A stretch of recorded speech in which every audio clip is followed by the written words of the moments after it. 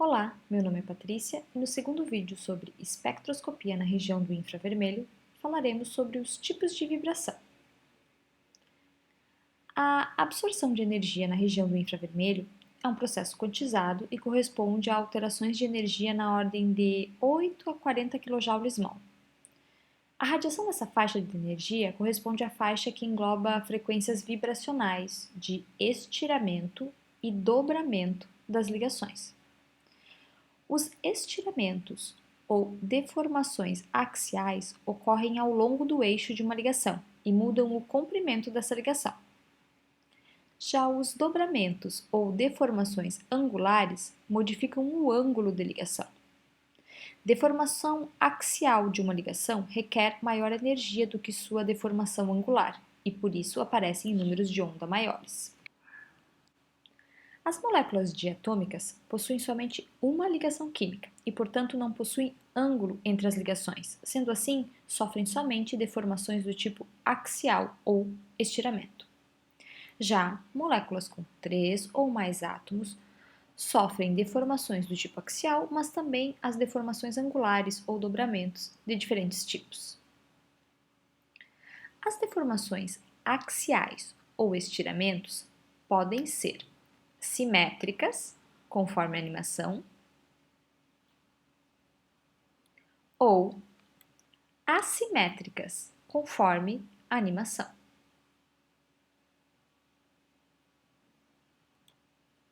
O mesmo ocorre para as deformações angulares ou dobramentos.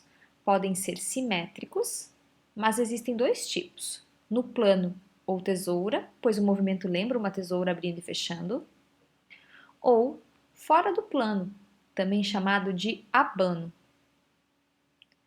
Também existem as deformações angulares assimétricas.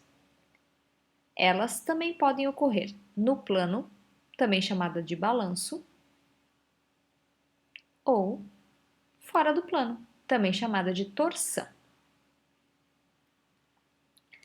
Nem todas as vibrações moleculares resultam na absorção de energia na região do infravermelho. Para que uma vibração ocorra com a absorção de energia no infravermelho, o momento de dipolo da molécula deve variar à medida que a vibração ocorre.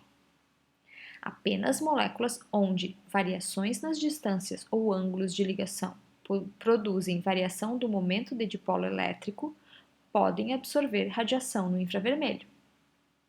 Sendo assim, ligações simétricas como hidrogênio-hidrogênio ou cloro-cloro não absorvem no infravermelho. Para transferir a energia, uma ligação deve apresentar um dipolo elétrico que mude na mesma frequência que a radiação que está sendo introduzida. Apenas ligações com dipolo absorvem, ligações simétricas não absorvem. Quanto maior o dipolo permanente, maior será a absorção apresentada, e quanto mais simétrica for a molécula, menos ativa será no infravermelho. Moléculas grandes podem ter um número muito grande de vibrações possíveis, podendo dar origem a muitas bandas no infravermelho. E mesmo moléculas simples podem ter um espectro de infravermelho bastante complexo. Podemos observar 4 exemplos de moléculas que não podem ser analisadas convenientemente por espectroscopia na região do infravermelho, pois são totalmente simétricas ou quase e, portanto, inativas. Outro exemplo de molécula que contém vibrações inativas para a espectroscopia na região do infravermelho é a molécula de dióxido de carbono. O CO2 possui duas ligações com dipolos permanentes, duas ligações CO, e possui uma geometria linear. No entanto, quando a deformação axial for simétrica, o momento dipolar da estrutura é zero e não há absorção efetiva na região do infravermelho. Reparem como os vetores se anulam, pois temos duas ligações iguais com polos de mesma magnitude apontando para direções opostas. Já na deformação do tipo axial assimétrica, os dois átomos de oxigênio se afastam e se aproximam do carbono central em tempos opostos. Isso quer dizer que os comprimentos das ligações não são iguais, o momento dipolar é diferente. Uma aumenta, ao passo que a outra diminui. Com isso, o momento dipolar resultante é diferente de zero, e a banda de absorção desta deformação é observada em 2.350 centímetros na menos 1. Já a deformação angular é observada em 665 centímetros na menos 1. Então, vejamos o espectro da molécula de CO2. Antes de mais nada, observemos que o eixo X tem um número de onda que aumenta da direita para a esquerda, ao contrário do que era visto para o comprimento de onda na espectroscopia de ultravioleta visível. Já o eixo Y é o quanto foi transmitido e aumenta de baixo para cima. Se nada foi absorvido, ou seja, tudo foi transmitido, não há sinal nenhum. Se algo foi absorvido, há um sinal. Quanto mais intenso é esse sinal, maior é a intensidade de absorção.